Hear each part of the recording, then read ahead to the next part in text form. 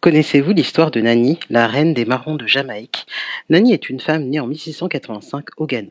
Déportée en Jamaïque par les colons britanniques lors de la traite négrière pour y travailler dans des plantations sucrières, elle n'acceptera jamais sa condition d'esclave.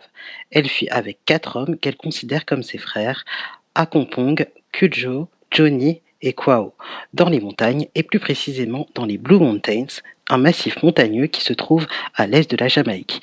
Depuis les montagnes, Nanny a organisé la révolte, la rébellion. En 1720, on dit qu'elle crée un village de marrons appelé Nannytown. Nanny et ses frères mettent en place des stratégies pour libérer les esclaves des plantations. Elle aurait libéré plus de 800 esclaves en 30 ans.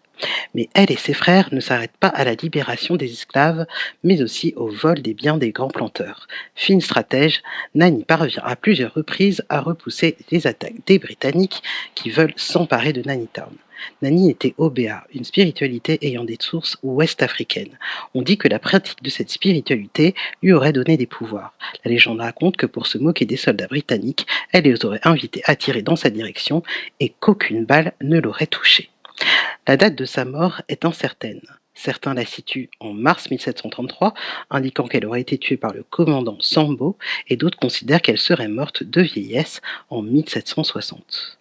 Aujourd'hui reconnue comme héroïne nationale, elle figure sur les billets de 500 $ jamaïcains, mais également dans le jardin botanique National Heroes Park de Kingston, au milieu de 7 héros nationaux.